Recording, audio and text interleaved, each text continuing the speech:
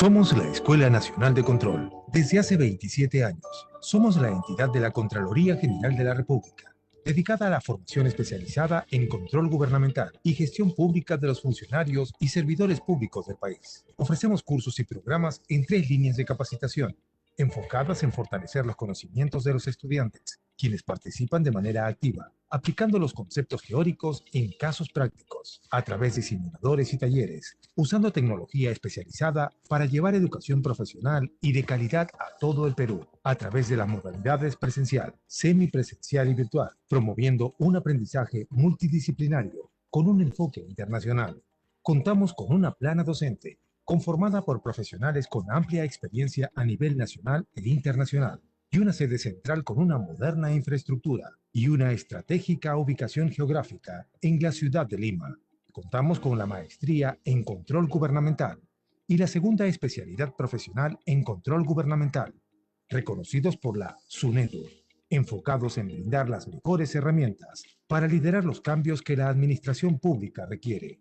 Nos dedicamos al desarrollo académico mediante la realización de estudios y proyectos de investigación y de innovación, contribuyendo con conocimiento para las labores de la Contraloría General de la República y las entidades públicas del país.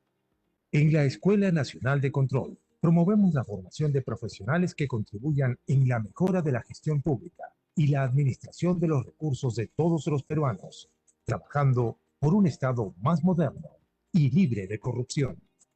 Escuela Nacional de Control. Formamos creadores de valor público.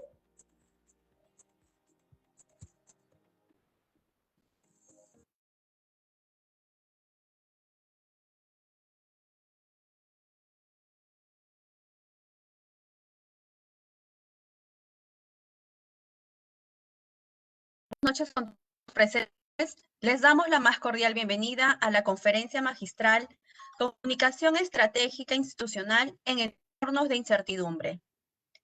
A un año de convivencia con la pandemia en el Perú, son muchos los aprendizajes, pero también las tareas pendientes en materia de comunicación en las instituciones públicas. Evolucionar hacia una comunicación estratégica, no solo de nombre, es una necesidad en una coyuntura en la que lo único seguro es la incertidumbre.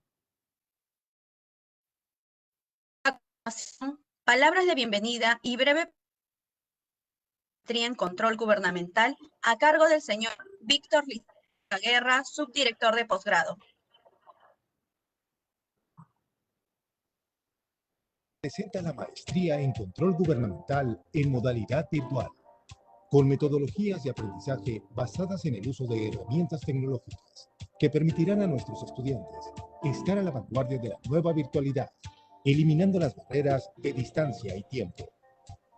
La maestría en control gubernamental cuenta con una experimentada plana docente nacional e internacional y un modelo educativo especialmente diseñado para la formación de profesionales que lideren y generen cambios en el control gubernamental y la gestión pública en beneficio de la ciudadanía.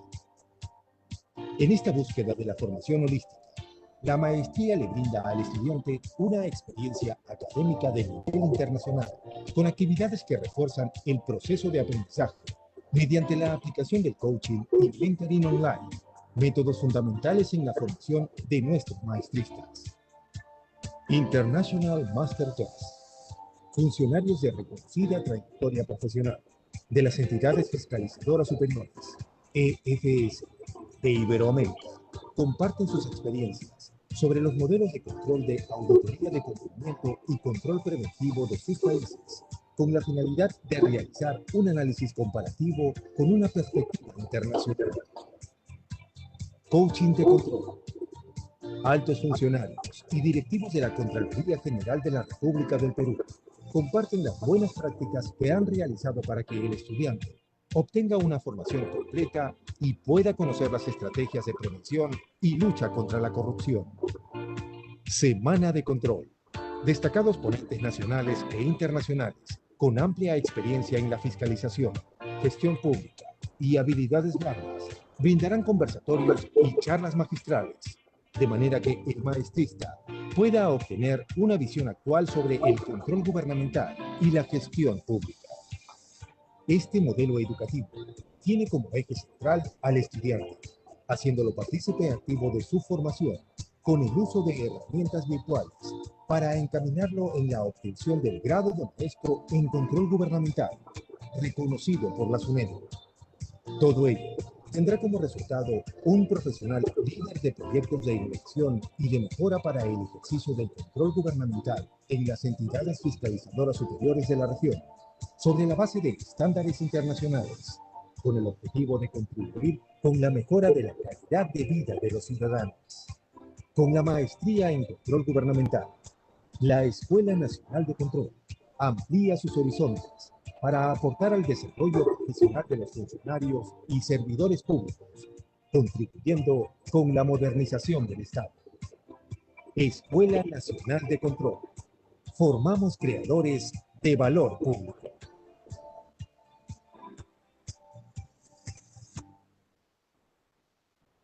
Damas y caballeros, tengan ustedes una buena noche. Reciban el saludo cordial a nombre de la Escuela Nacional de Control y del director general, ingeniero Miguel Báez. Como siempre, para la Escuela Nacional de Control siempre va a ser un honor y sobre todo un placer académico compartir estas jornadas nocturnas con cada uno de ustedes. Más aún en estos tiempos muy difíciles, muy complicados para cada uno de nosotros, pero dentro de ese contexto y estas dificultades hacemos una pausa también para reflexionar los retos que depara la administración pública, hablar sobre un tema muy importante el día de hoy, que es básicamente sobre la comunicación estratégica. Pero antes de poder dar pase a nuestro expositor en esta jornada académica, quería invitar a cada uno de ustedes a poder revisar la información en torno a la maestría en control gubernamental. Estamos prácticamente a menos de 11 días para el cierre de las inscripciones y estamos muy contentos por la importante y sobre todo el interés que tienen no solo los funcionarios del Sistema Nacional de Control, sino funcionarios y servidores de las demás administraciones públicas. Y en verdad para la Escuela Nacional de Control de la Contraloría va a ser un honor tener la participación de funcionarios de otras entidades públicas, porque en esencia las sesiones de clase, el debate y la discusión va a tener una visión global de lo que es gestión pública, de lo que es tomar decisiones, de lo que significa analizar y sobre todo dar respuestas inmediatas para un mejor servicio público, ¿no? Entonces, estamos seguros que esta quinta versión de la maestría va a tener un componente muy interesante, ¿no? Funcionarios del Sistema Nacional de Control y también profesionales de otras administraciones públicas con diferentes experiencias. Y justamente el día de hoy nos trae un tema muy interesante, esto en razón que nuestra maestría dentro de su estructura curricular no solo dicta temas de control gubernamental o gestión pública, sino que además tenemos cursos de habilidades blandas. Y esto en verdad es importante porque del 100% de estudiantes, más del 45% son gerentes regionales, son subgerentes o tienen cargos de supervisor o jefes de OSI, ¿no? Y eso es importante porque en esencia este grupo de profesionales son los futuros líderes, ¿no? De las administraciones públicas, del Sistema Nacional de Control, y requieren y necesitan definitivamente conocer esta temática, ¿no? Cursos de innovación, cursos de habilidades blandas.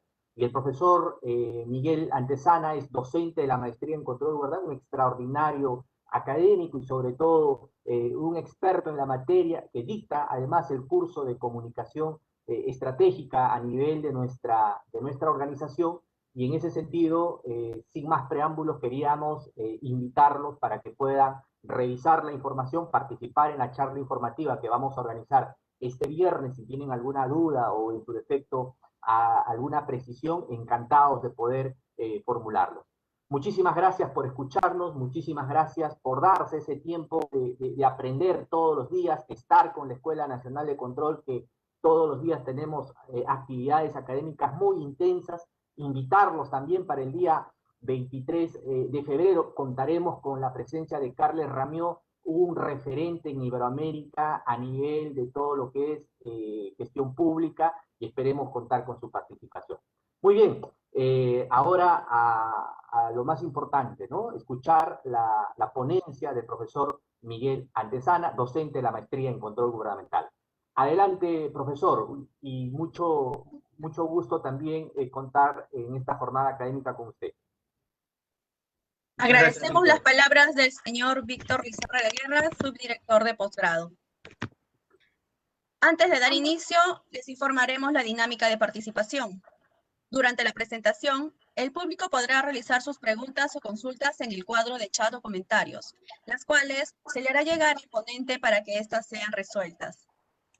Se les recuerda que solo las personas que se registraron e ingresaron por nuestra plataforma Webex recibirán constancia de participación. El tema, comunicación estratégica institucional en entornos de incertidumbre, estará a cargo del señor Miguel Antesana Corriel, doctorando en Sociedad de la Información y el Conocimiento por la Universidad Oberta de Cataluña, máster en Administración de Empresas por la Universidad Politécnica de Madrid, economista por la Universidad Central de Venezuela, coach ontológico certificado por The Newsfield Network. Se ha desempeñado como ejecutivo de planificación estratégica y de comunicación corporativa en CAF, Banco de Desarrollo de América Latina, y como director de comunicaciones y protocolo en el Ministerio de Comercio Exterior y Turismo. Es asesor y consultor en organizaciones públicas y privadas, así como en organismos internacionales. Es socio principal de Antesana Comunicación Corporativa.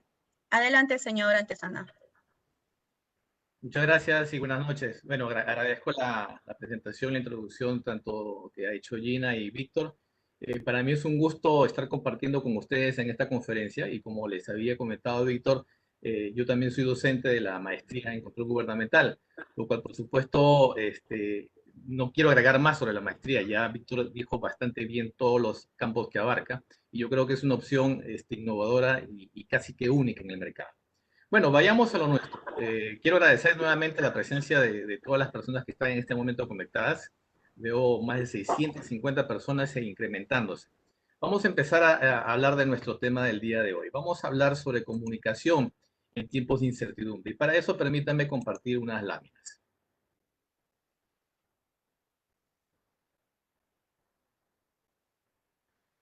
Ok. Vamos a hablar como les decía, vamos a hablar de comunicación estratégica en entornos de incertidumbre. ¿Y qué vamos a tratar en esta noche, en esta conferencia que vamos a brindar? Principalmente vamos a iniciar con una serie de antecedentes. ¿Cómo es que estamos llegando a la situación actual en la que nos encontramos? ¿En qué situación nos encontramos en este momento? Y luego de saber este entorno en el que nos encontramos, vamos a hablar cuál es el papel de la comunicación institucional en todo este entorno de pandemia, de crisis, incertidumbre. Y al final pasaremos a las conclusiones y también a las preguntas que ustedes crean a bien realizar. Empecemos con este entorno. Sabemos, el COVID-19 ya cumplió un año, ya es cumpleañero. Ya también va a cumplir un año de llegado al Perú. En noviembre, diciembre de 2019 se dio a conocer la presencia de este virus que apareció en China, ya todo el mundo sabe la historia, no voy a contarla. Lo que sí podemos decir hasta este momento es que el COVID-19 apareció para cambiar el mundo, radicalmente. Y esto no es nada literario, es real. Todo el mundo tuvo que adaptarse a una nueva realidad, tuvo que adaptarse a una serie de situaciones que nadie se imaginó que podía suceder. Sucedió en el mundo y sigue pasando. Sin embargo, cuando el COVID-19 llega al Perú pero para ponernos de cabeza. Porque hasta ese momento nosotros no sabíamos o no creíamos que pudiéramos llegar a una situación de esa magnitud. Hasta finales de 2019, cuando comienza a conocerse lo del COVID, en el Perú vivíamos una burbuja que se ha mantenido por un discurso, curiosamente, un discurso comunicacional desde el lado económico, en la que éramos casi que la cenicienta de la América Latina, que vivíamos en un crecimiento económico sostenido, y esa burbuja en la que vivíamos, en la que éramos un país casi que privilegiado en América Latina, esa burbuja se reventó con la pandemia. Esa situación hizo que saliéramos de esta situación de confort que saliéramos de esa situación en la que aparentemente nos encontrábamos bien, para darnos cuenta de una realidad, de una dura realidad, que quizás no era tan evidente en ese momento. ¿Y a qué me refiero con esa dura realidad que hasta ese momento no se sabía? Bueno, como les decía, éramos la Cenicienta, pero nos dimos cuenta que éramos uno de los países con la peor infraestructura en salud. Era evidente, sabíamos que no teníamos suficientes hospitales, sabíamos que no teníamos acceso a la salud tan fácilmente como en otros países latinoamericanos o como en países europeos. Sin embargo, no sabíamos o no nos dábamos cuenta de la magnitud de esa gravedad, de la escasez de oferta en salud. Por supuesto, quien tiene recursos podía contratar un seguro médico, una clínica y atenderse.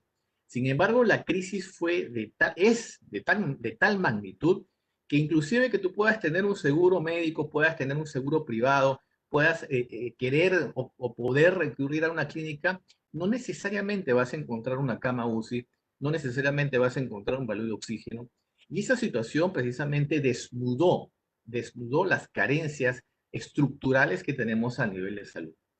Pero no solamente a nivel de salud vino a descubrir lo que estaba pasando, sino que también la economía informal, que también durante muchísimos años se ha venido hablando de la economía informal en el Perú.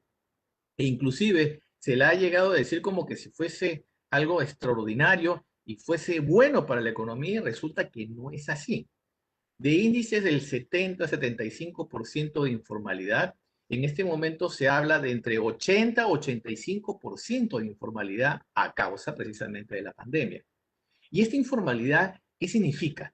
Significa que muchísimas personas, millones de personas en el Perú, dependen del trabajo del día a día. Tienen que trabajar día a día para subsistir y también ganar el sustento día a día. No todos tienen la suerte de trabajar en una empresa formal, de tener un horario de trabajo y tener un sueldo a final de mes seguro. No, hay mucha gente que depende de ese trabajo constante, que si no lo tiene, que si no sale a hacer una labor económica, no tiene sustento. Y por supuesto eso tiene una cadena de consecuencias. ¿Qué otra situación vino a desnudar, qué otro tema vino a desnudar la pandemia? La educación. La educación a todo nivel, a nivel primario, a nivel secundario y a nivel superior, nos dimos cuenta que estábamos en un sistema o en un modelo de educación tradicional, que hasta ese momento era totalmente renuente a la innovación.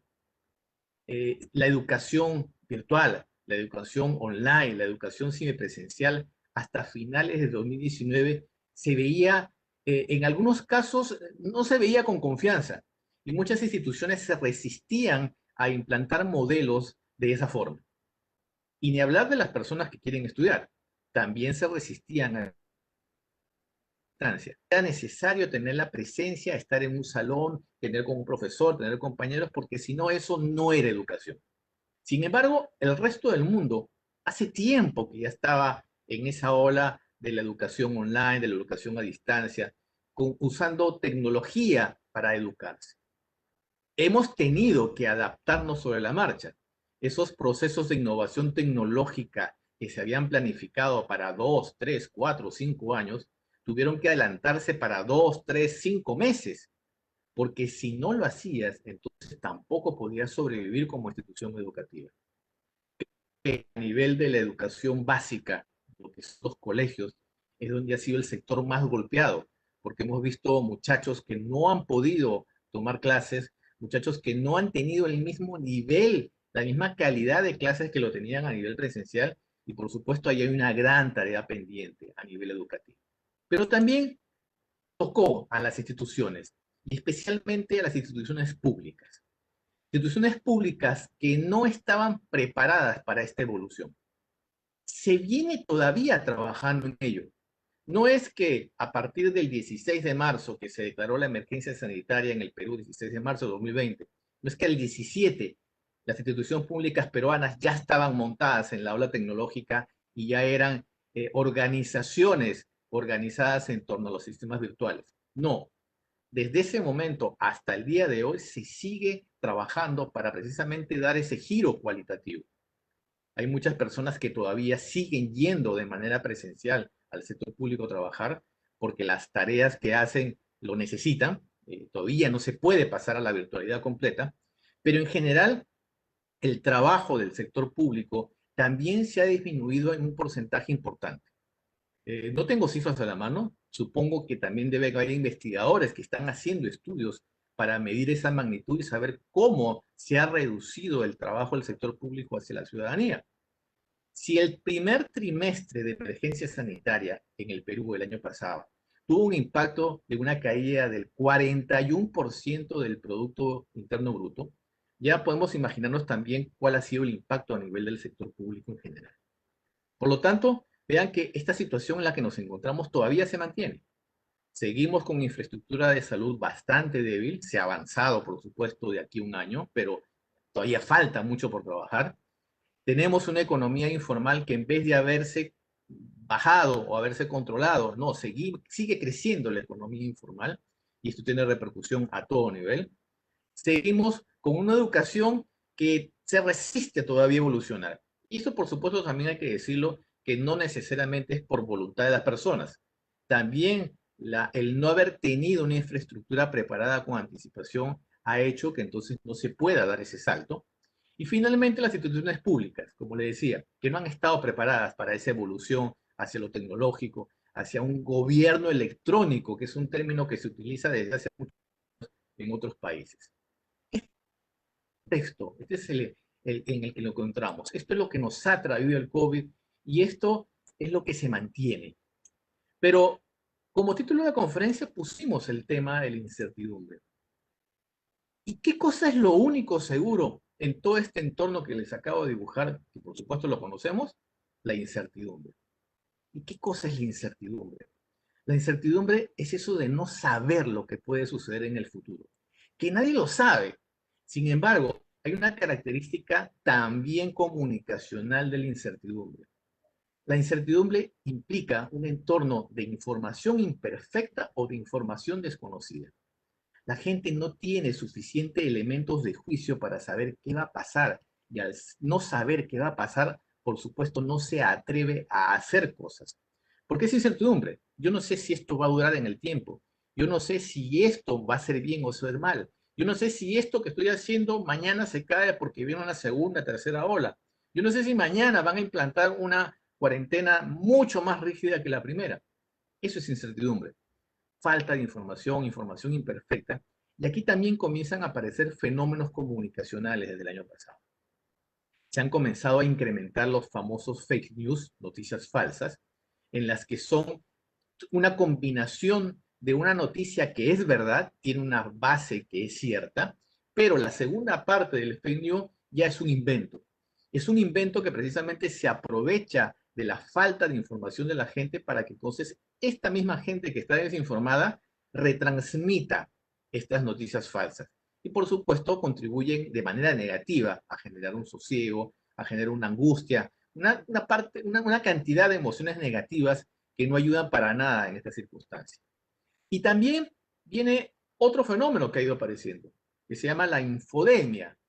Y cuando hablamos de infodemia es porque hablamos ahora de exceso de información. Entonces ahora todo el mundo sabe, ¿no? Pasa algo y todo el mundo sabe de mascarillas, pasa algo y todo el mundo sabe del virus, pasa algo y todo el mundo ya sabía de cómo se contagia. Hace un día la gente no sabía absolutamente nada, pero la gente se convierte en experta, porque hay tanta información en las redes sociales, en Internet, y con leer un párrafo o con recibir un mensaje por WhatsApp ya asume que sabe. Y esto, por supuesto, tampoco ayuda a la incertidumbre, sino que a combatir la incertidumbre, sino que ayuda a incrementarla. Si hablamos de incertidumbre, si decimos que no sabemos qué va a pasar, entonces en el Perú estamos en la nada, no sabemos qué va a pasar en el futuro, estamos en una incertidumbre tan grave que entonces mejor nos quedamos quietos para ver qué pasa. No, yo creo que en el caso peruano sí sabemos lo que puede pasar, pero no lo queremos aceptar. ¿Y por qué digo que sí sabemos qué va a pasar? Por las láminas anteriores, por el entorno que dibujé. El entorno no es nada halagador, el entorno no es nada auspicioso. Es más, estamos en una competencias de crisis desde el año pasado. Desde marzo que se declaró la emergencia sanitaria, estamos en un cúmulo, en una bola de nieve que viene creciendo y cada vez que va bajando va generando y acumulando nuevas crisis. Crisis de salud, crisis educativa, crisis económica, crisis política y este fin de semana, crisis ética, crisis de moral, crisis de valores, de principios. Entonces, no terminamos de estar en crisis. Entonces, ¿a dónde nos va a llevar esta ola de nieve que viene bajando por esa colina, por ese cerro y que viene arrastrando a toda fuerza? Ya sabemos a dónde nos va a llevar. ¿Podemos hacer algo? Yo creo que sí podemos hacer algo. Pero para hacer algo, tenemos o necesitamos comunicarnos.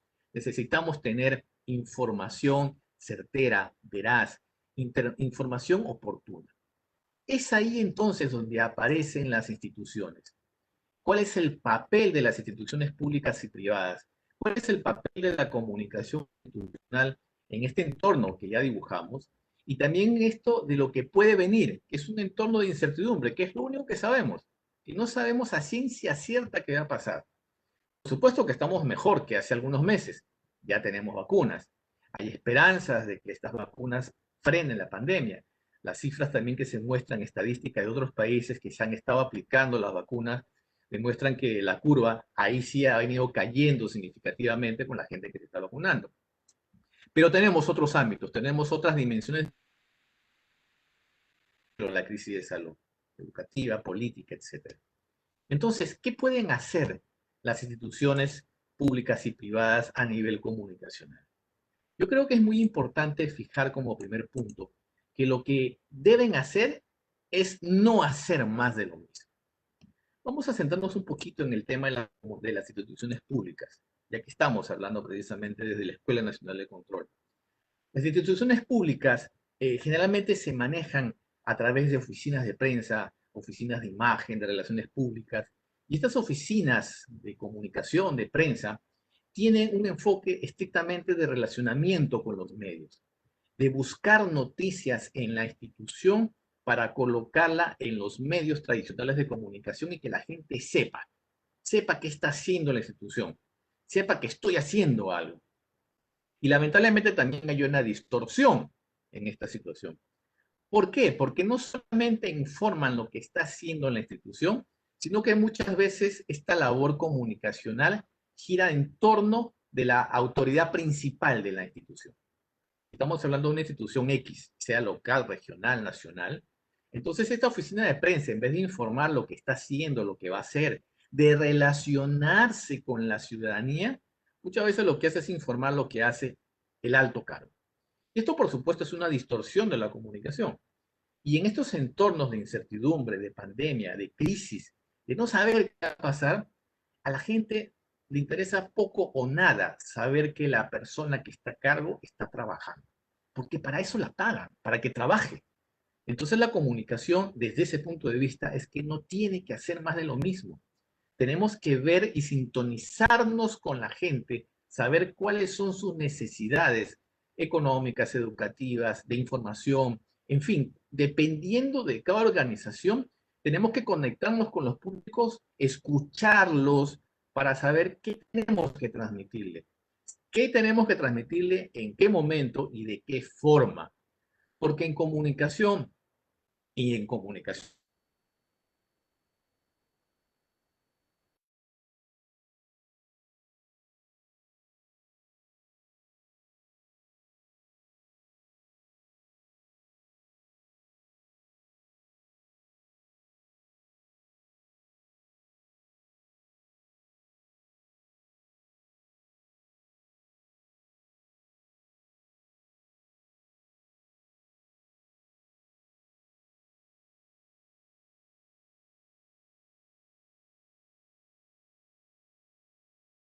Solucionando el inconveniente, por favor.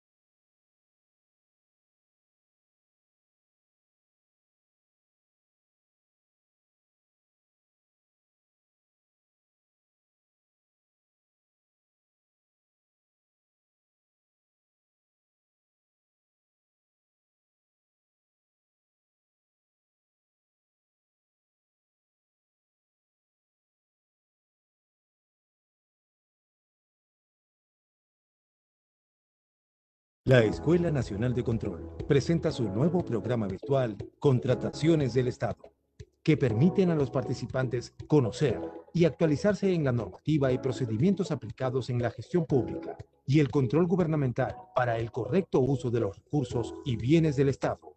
El programa se divide en 5 cursos. Tiene una duración de 120 horas académicas, bajo la modalidad MOOC, el cual te permite interactuar con herramientas pedagógicas como videos, lecturas y más.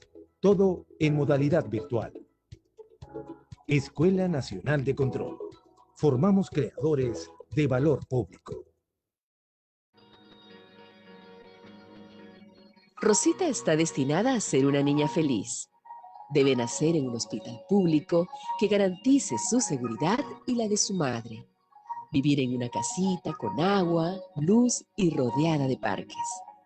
Estudiar en una escuela pública con buenos maestros, con libros de colores que abran su conocimiento, en donde podrá jugar y crecer libre y alcanzar sus sueños.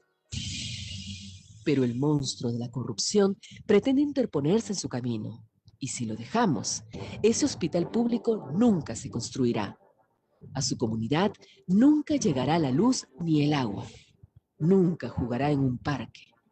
En su escuela ni siquiera habrá carpetas y el techo se caerá a pedazos. Rosita tendrá que trabajar y, como en el cuento de la Caperucita, encontrará muchos lobos en su camino. La corrupción y sus seguidores son enemigos de nuestros hijos.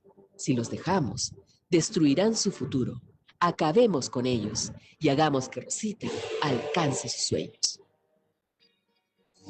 La Escuela Nacional de Control presenta la maestría en control gubernamental en modalidad virtual, con metodologías de aprendizaje basadas en el uso de herramientas tecnológicas que permitirán a nuestros estudiantes estar a la vanguardia de la nueva virtualidad, eliminando las barreras de distancia y tiempo.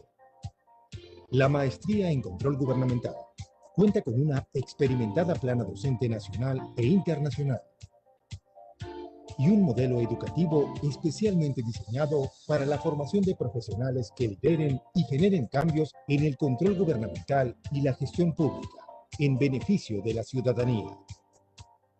En esta búsqueda de la formación holística, la maestría le brinda al estudiante una experiencia académica de nivel internacional, con actividades que refuerzan el proceso de aprendizaje mediante la aplicación del coaching y mentoring online, métodos fundamentales en la formación de nuestros maestristas.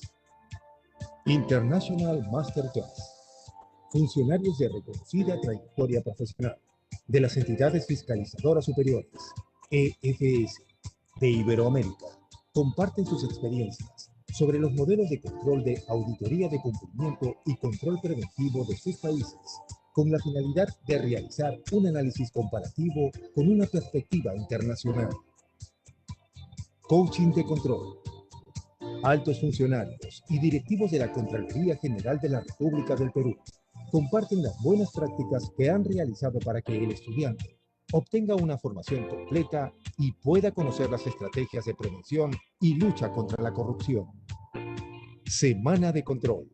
Destacados ponentes nacionales e internacionales con amplia experiencia en la fiscalización, gestión pública y habilidades blandas brindarán conversatorios y charlas magistrales, de manera que el maestrista pueda obtener una visión actual sobre el control gubernamental y la gestión pública. Este modelo educativo tiene como eje central al estudiante, haciéndolo partícipe activo de su formación con el uso de herramientas virtuales para encaminarlo en la obtención del grado de maestro en control gubernamental, reconocido por la SUNEDU. Todo ello tendrá como resultado un profesional líder de proyectos de innovación y de mejora para el ejercicio del control gubernamental en las entidades fiscalizadoras superiores de la región, sobre la base de estándares internacionales, con el objetivo de contribuir con la mejora de la calidad de vida de los ciudadanos. Con la maestría en control gubernamental, la Escuela Nacional de Control amplía sus horizontes para aportar al desarrollo profesional de los funcionarios y servidores públicos, contribuyendo con la modernización del Estado. Escuela Nacional de Control. Formamos creadores de valor público. Somos la Escuela Nacional de Control. Desde hace 27 años, somos la entidad de la Contraloría General de la República, dedicada a la formación especializada en control gubernamental y gestión pública de los funcionarios y servidores públicos del país. Ofrecemos cursos y programas en 3 líneas de capacitación, enfocadas en fortalecer los conocimientos de los estudiantes, quienes participan de manera activa, aplicando los conceptos teóricos en casos prácticos, a través de simuladores y talleres, usando tecnología especializada para llevar educación profesional y de calidad a todo el Perú, a través de las modalidades presencial, semipresencial y virtual, promoviendo un aprendizaje multidisciplinario con un enfoque internacional. Contamos con una plana docente conformada por profesionales con amplia experiencia a nivel nacional e internacional, y una sede central con una moderna infraestructura y una estratégica ubicación geográfica en la ciudad de Lima. Contamos con la maestría en control gubernamental y la segunda especialidad profesional en control gubernamental, reconocidos por la SUNEDU, enfocados en brindar las mejores herramientas para liderar los cambios que la administración pública requiere. Nos dedicamos al desarrollo académico mediante la realización de estudios y proyectos de investigación y de innovación, contribuyendo con conocimiento para las labores de la Contraloría General de la República y las entidades públicas del país. En la Escuela Nacional de Control, promovemos la formación de profesionales que contribuyan en la mejora de la gestión pública y la administración de los recursos de todos los peruanos, trabajando por un Estado más moderno y libre de corrupción. Escuela Nacional de Control. Formamos creadores de valor público.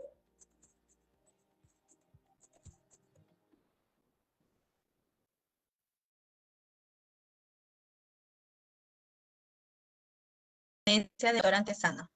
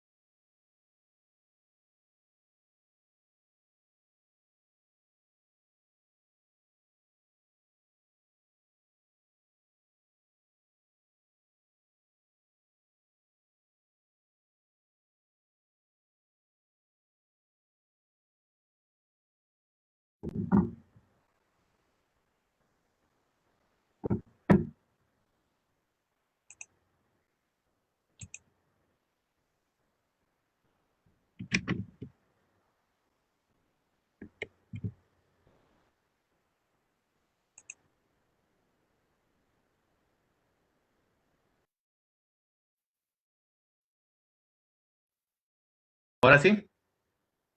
Sí, lo escuchamos. Ok.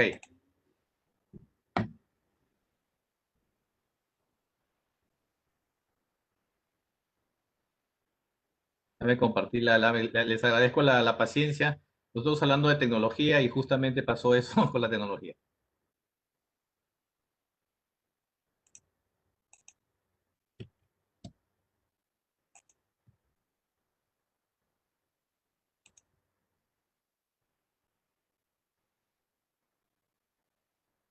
Ok, yo creo que estamos de nuevo, ¿verdad?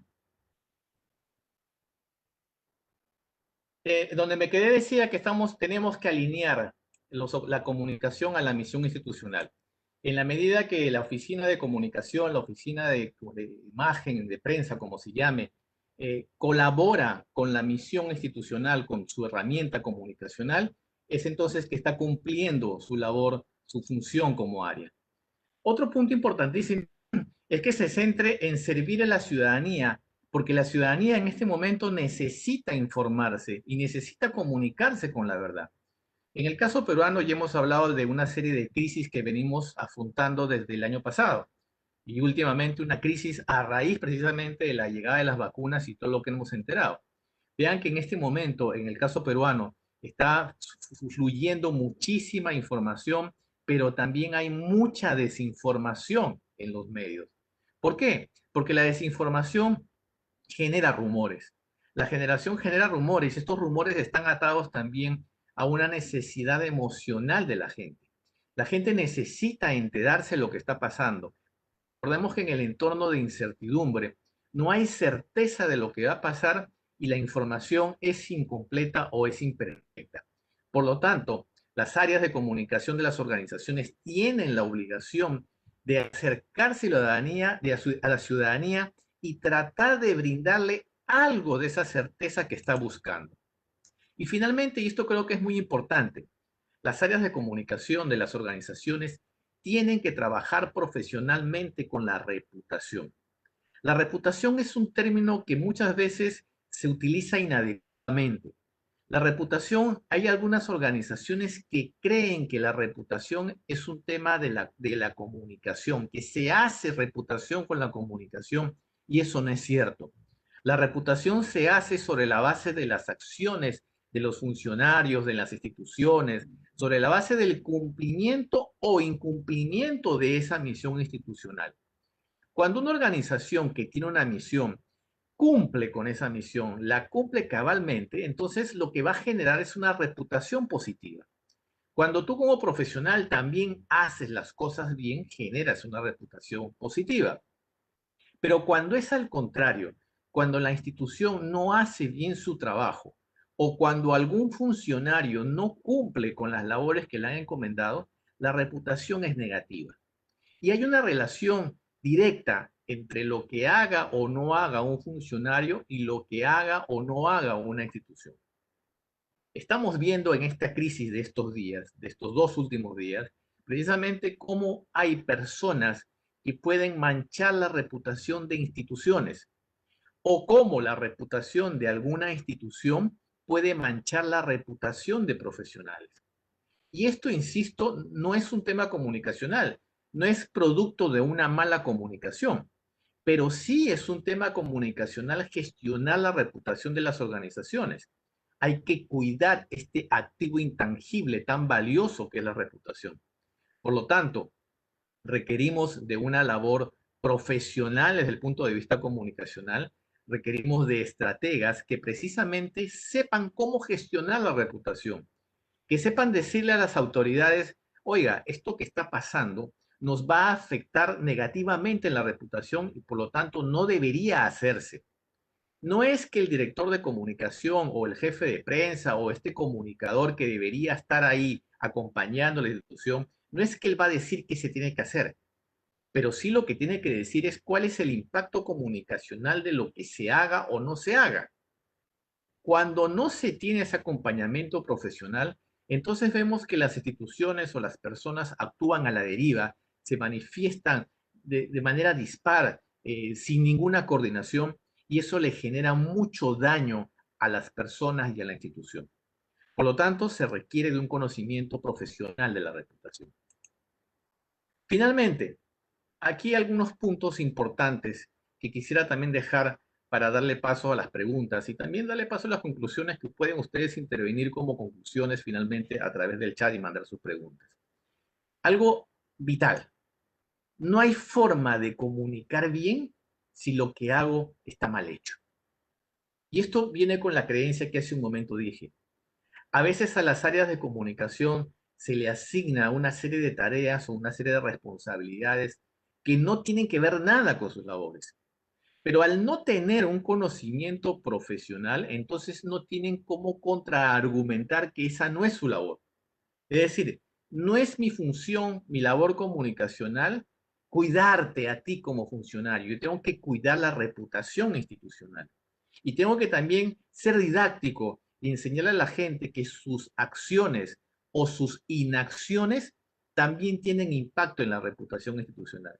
Pero si las cosas no se hacen o se hacen mal, no hay receta mágica, no hay receta comunicacional que quite esa mancha en la reputación.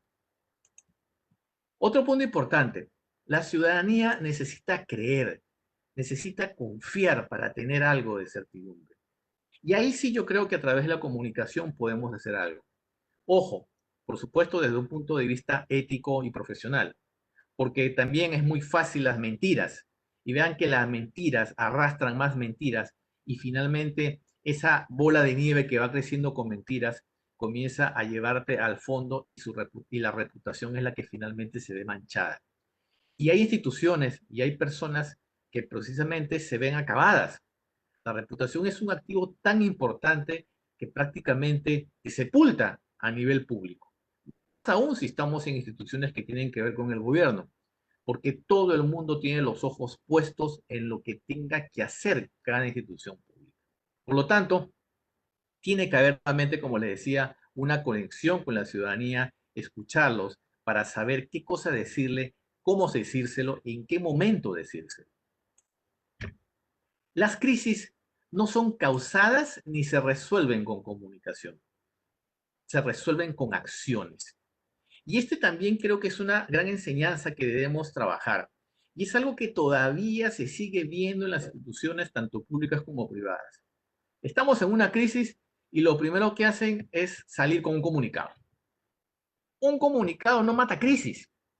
Tú puedes comunicar y puedes decir lo que tú quieras. Tú puedes sacar notas de prensa, puedes salir a desmentir. La única forma de parar una crisis que tenga que ver con acciones es con otras acciones. Es precisamente enfrentar lo que te están diciendo que no estás haciendo. Si estás diciendo que no estás cumpliendo tus funciones, la única forma que tienes para callar o para calmar esa crisis es haciendo las cosas que tú tienes que hacer. Y hacerlo de manera correcta, por supuesto. Ahí nadie va a tener que decirte sacar todo en cara. Siempre la gente va a hablar, siempre la ciudadanía va a responder cuando tú no estás haciendo malas cosas. Entonces no es un tema de comunicación. Ahora, si tú haces bien las cosas, por supuesto que también tienes que aprovecharlo comunicacionalmente y decir, estamos haciendo esto, tenemos esto para brindar a la ciudadanía, para que sepan que entonces tienen a su disposición unas labores que la institución está cumpliendo. Y por último, yo creo que esto es muy importante también. La comunicación no es para aficionados. Hay que trabajar con profesionales. La comunicación no es estrictamente operativa.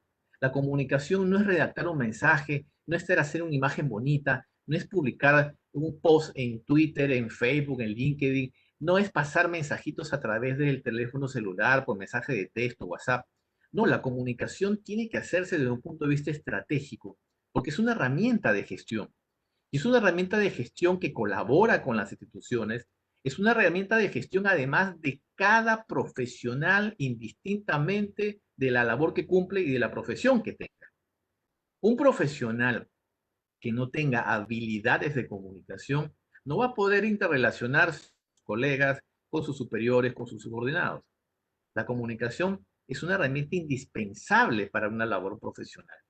Entonces, eso de que las habilidades blandas, que eso no sirve, que eso es para autoayuda, y toda esa serie de mitos que hay gente que se resiste, no, señor, no es así. Es más, hay muy buenos profesionales que están capacitados técnicamente, que tienen una cantidad de cartones, de estudios, sin embargo, no tienen las habilidades comunicacionales para conectarse simplemente con su entorno, con su área de trabajo. Y esto es indispensable y más aún en situaciones de pandemia en las que, como les decía, lo que rige es la incertidumbre. La incertidumbre tiene un impacto emocional grandísimo en cada uno de nosotros. Ustedes seguramente durante este año que vamos en cuarentena, en pandemia y en toda esta crisis, han sentido el impacto emocional. Y la única forma que tenemos para contrarrestar un poco este impacto negativo a nivel emocional es precisamente con las comunicaciones. Y la comunicación no es solamente, como le decía, palabritas, es también la habilidad de conectarte con la gente y conectarte físicamente.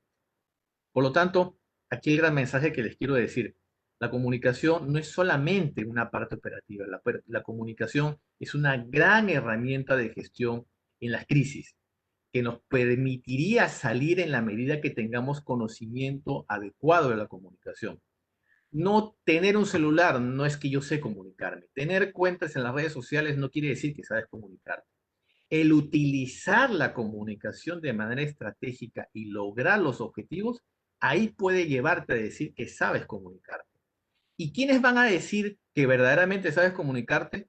No tú mismo, sino los demás, porque los demás son los que van a sentir el impacto positivo de lo que tú puedas hacer. Quiero dejar entonces este espacio precisamente para las conclusiones y las preguntas y quedo a la disposición de ustedes.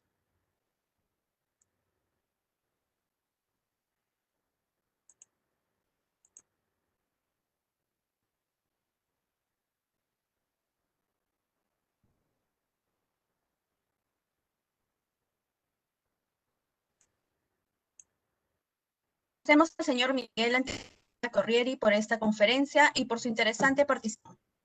A continuación, pasan las preguntas del público. Para que las oficinas de imagen institucional entiendan cuál es su verdadera labor, tal como usted lo explicó, y no pensar en que deben detallar las actividades del jefe, ¿qué profesionales deben laborar allí? ¿Debería ser multidisciplinario? Exactamente. Una oficina de comunicación tiene que tener un enfoque multidisciplinario porque la labor de la comunicación estratégica debe tener también una visión sistémica. Cuando hablamos de una visión sistémica es que tenemos que entender todo el sistema en la que está inmersa la institución y también el sistema o los sistemas con los que se relaciona. Y si estamos hablando de diversos públicos, entonces también tenemos que tener diversas visiones en la oficina de comunicación. No solamente periodistas. Es cierto que necesitamos personas que sepan redactar, pero también necesitaremos personas que sepan manejar temas audiovisuales, que sepan manejar redes, pero también de repente quizás necesitemos, dependiendo de la institución, por supuesto, personas que tengan conocimiento técnico en economía, que tengan conocimiento técnico en sociología, en salud, porque si estamos en una institución de salud, tienes que saber precisamente cómo comunicar temas de salud. Entonces, ese mito de que el área de comunicación es solamente para comunicadores, yo creo que debemos ir trabajando y evolucionando.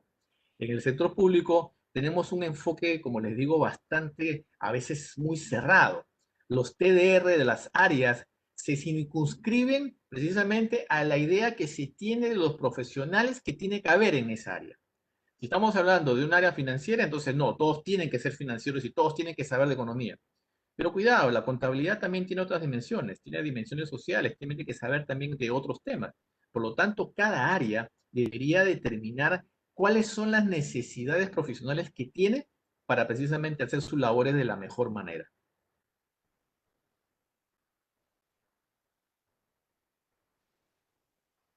¿Cómo manejar la incertidumbre en el interior de la organización hacia los trabajadores? Yo creo que la mejor forma de manejar la incertidumbre es siendo transparente, siendo completamente claro, siendo completamente objetivo. No generar falsas expectativas, Porque si hemos dicho que la incertidumbre se caracteriza por la ausencia de información o por información imperfecta, no podemos colaborar a esa incertidumbre con el silencio. Si en una organización hay incertidumbre sobre qué va a pasar con los trabajadores, entonces los directivos, la cabeza de la institución, tiene que salir a decir exactamente qué va a pasar con los trabajadores. Por más cruda que sea la realidad y por más crudo que sean los escenarios. Pero es preferible que la gente lo sepa para que también pueda prepararse a lo que puede venir, a que simplemente viva en una constante incertidumbre y una constante angustia de lo que puede pasar. Entonces, aquí yo creo que la gran responsabilidad de los directivos es esa. Señores, está pasando esto, entonces preparémonos para cómo enfrentarlo y veamos también posibilidades, diferentes estrategias de cómo enfrentarlo para que esto no sea algo doloroso, sino por el contrario podamos salir airosos de una situación negativa.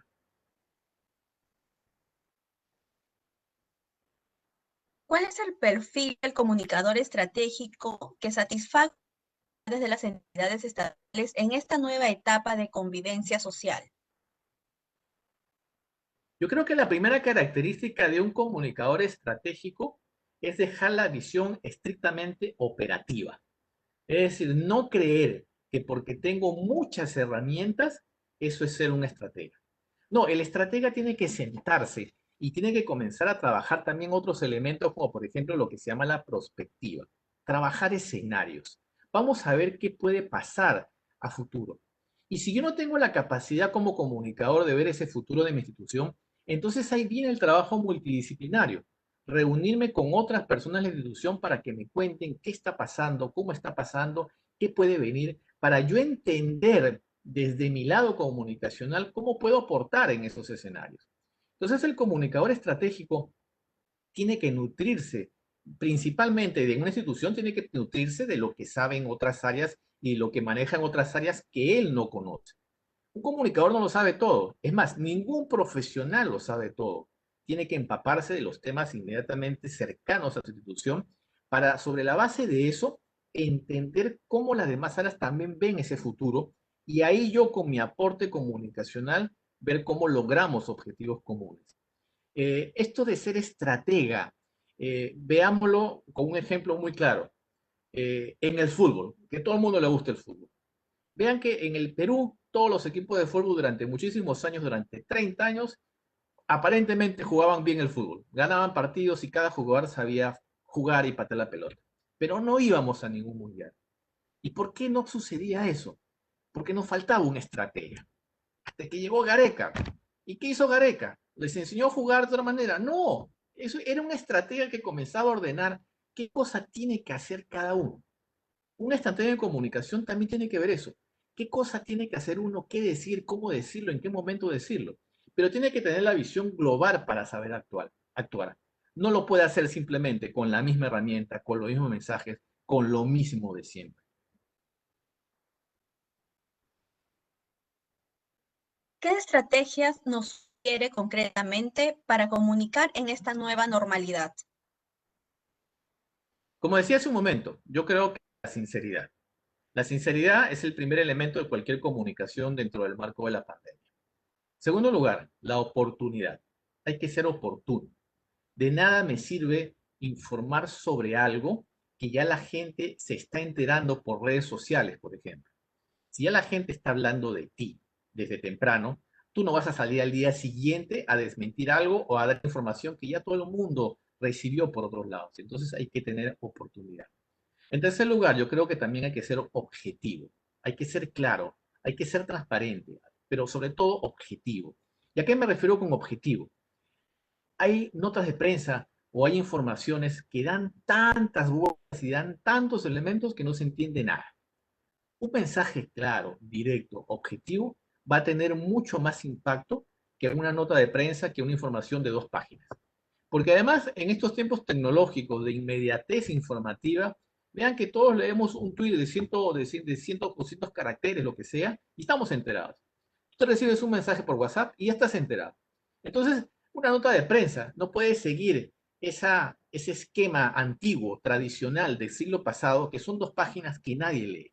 Entonces yo creo que con eso podemos lograr un mejor impacto en estos entornos de pandemia y de incertidumbre.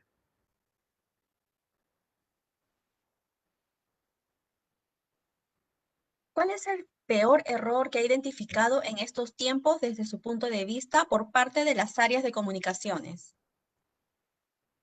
El peor error es no saber manejar crisis de reputación. Y lo estamos viendo este fin de semana en el caso peruano. Vean cómo se están literalmente destruyendo reputación de instituciones y de personas. Porque, ojo, no solamente las instituciones, acuérdense que son una organización en general, la organización también está conformada por personas. Y las personas también le hacen daño a la reputación institucional, una relación directa. Entonces, vean, las personas no es que van a tener su oficina de prensa. Por eso le decías dentro de la conferencia que las personas, los profesionales, necesitan también tener habilidades comunicacionales porque no están exentas de caer en una crisis. Y si tú no tienes como profesional esas herramientas de comunicación, ¿cómo enfrentas una crisis reputacional personal? No la sabes hacer. Y estamos viendo precisamente ese gran error, el no saber manejar comunicacionalmente, y el resultado es una reputación que, como digo, está por los suelos, está destruida, y una reputación es muy difícil reconstruir, porque siempre va a quedar grabada en la mente de todo el mundo. Y si no queda grabada en la mente, va a quedar grabada en las redes, y eso es eterno. En cualquier momento alguien lo googlea, lo va a encontrar y te lo va a hacer recordar.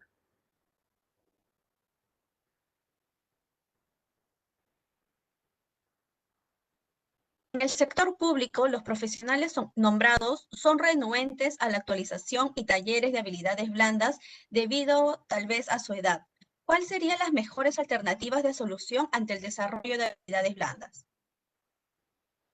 Yo creo que si hay la posibilidad de que estas personas comprendan que si no se renuevan, a ellos los van a renovar, ahí hay una posibilidad de cambiar el panorama.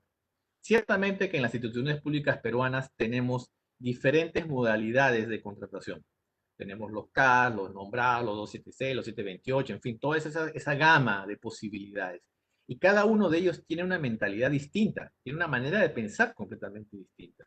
Sin embargo, como dicen, cuando hay personas ya que tienen mucho tiempo en el servicio, no solamente en el sector público, también en el sector privado, estas personas tienen que precisamente subirse a esa ola de cambio y subirse a esa nueva ola a esa ola de nuevas prácticas laborales. Si estas personas se resisten al cambio, entonces la solución que la organización puede tomar es que los van a cambiar a ellos. Entonces, aquí requerimos mucha apertura, mucha flexibilidad también, mucha capacidad también de los directivos de decirle entonces a estos funcionarios, señores, o se renuevan o los renovamos.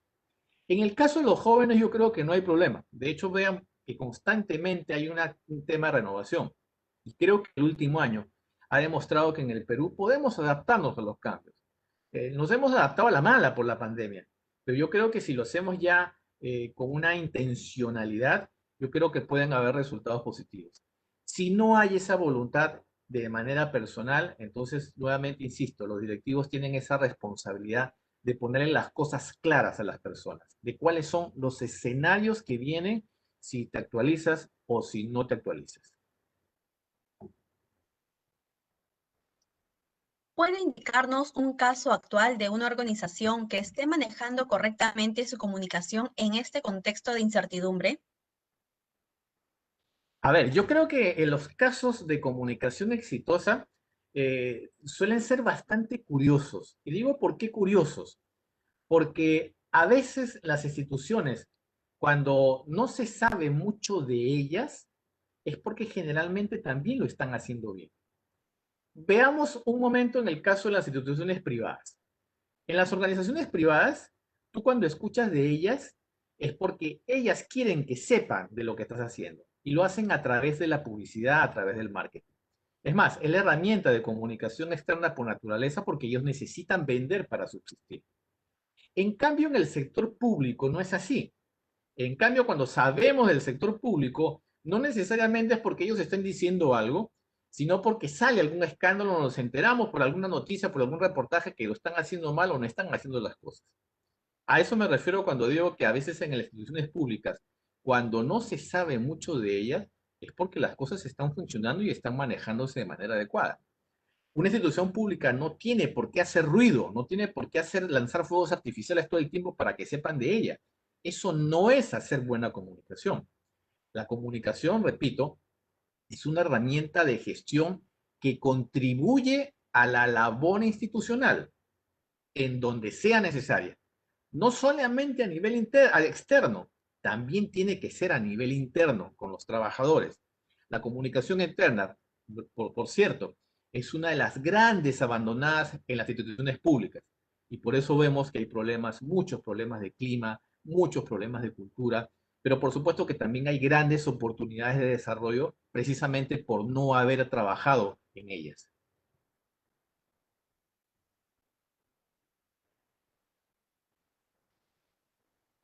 ¿Cree usted que está bien que el área de imagen debe estar acompañando al titular en todas las actividades que realiza para tener una buena comunicación? No, yo estoy totalmente de acuerdo con eso. El área de imagen, el área de prensa, el área de comunicación, como quiera que se llame, está al servicio de la institución, no al servicio de la autoridad de turno, porque la autoridad de turno va a cambiar y no estamos, como le digo, para temas personales. Nosotros como área de comunicación tenemos que cuidar la imagen y la reputación de la institución, no de las personas. Porque si las personas cometen errores, no podemos dejar entonces que estas personas arrastren, como les decía en la caída, a la imagen y la reputación institucional. Vean que, y nuevamente me voy un momento al sector privado.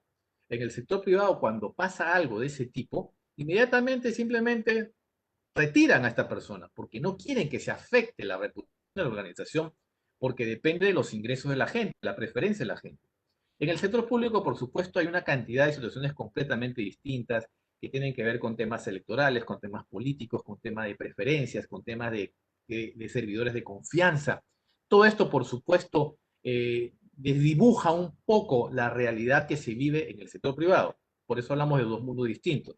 Sin embargo, yo creo que hay que tener muy claro que las instituciones están por encima de las personas, por lo tanto no tiene que trabajar de la mano. La puede acompañar, la puede orientar, la puede asesorar, pero no está para cuidar su imagen, sino de la institución.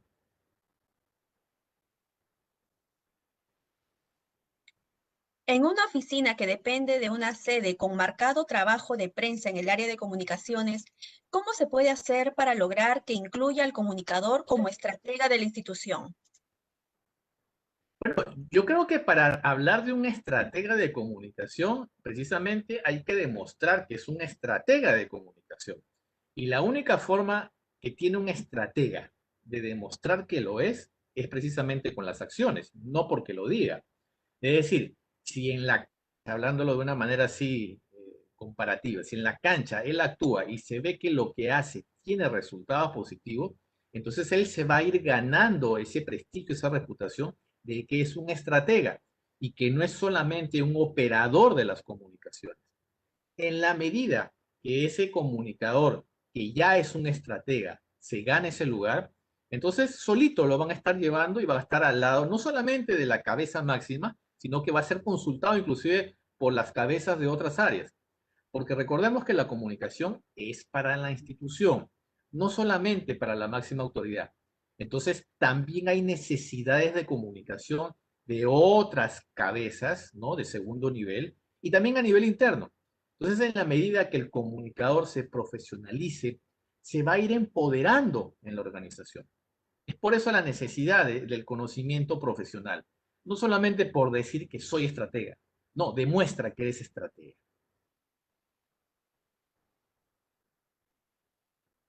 Necesitamos profesionales de comunicación con formación y experiencia en planificación y evaluación.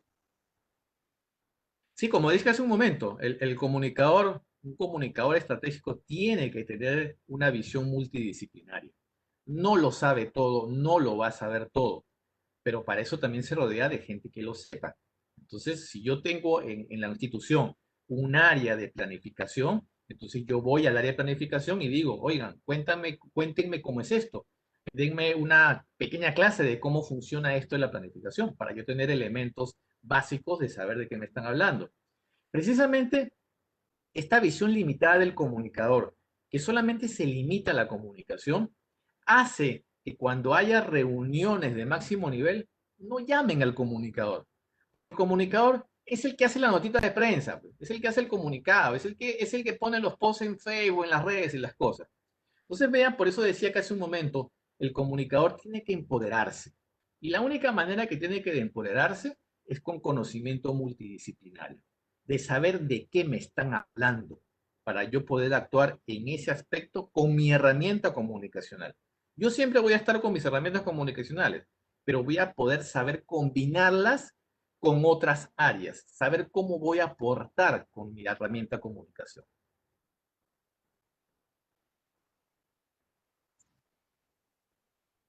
Finalmente, queremos agradecer la participación del señor Miguel Antesana Corrieri y felicitarlo por la dedicación y el tiempo ofrecido para el beneficio de los funcionarios y servidores públicos, así como de la ciudadanía en general. Muchas gracias. Muchas gracias a ustedes.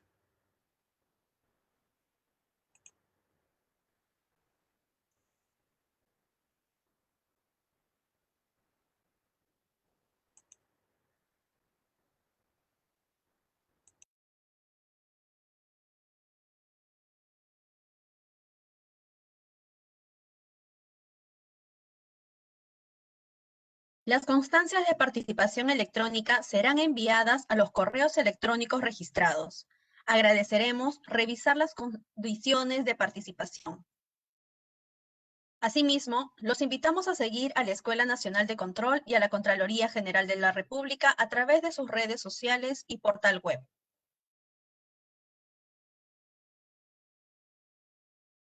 Presenta la maestría en control gubernamental en modalidad virtual, con metodologías de aprendizaje basadas en el uso de herramientas tecnológicas que permitirán a nuestros estudiantes estar a la vanguardia de la nueva virtualidad, eliminando las barreras de distancia y tiempo. La maestría en control gubernamental cuenta con una experimentada plana docente nacional e internacional y un modelo educativo especialmente diseñado para la formación de profesionales que lideren y generen cambios en el control gubernamental y la gestión pública, en beneficio de la ciudadanía.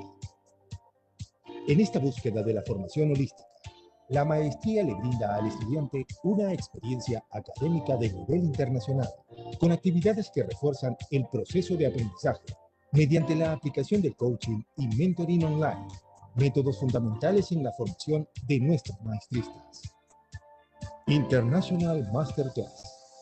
Funcionarios de reconocida trayectoria profesional de las entidades fiscalizadoras superiores, EFS, de Iberoamérica, comparten sus experiencias sobre los modelos de control de auditoría de cumplimiento y control preventivo de sus países, con la finalidad de realizar un análisis comparativo con una perspectiva internacional. Coaching de control.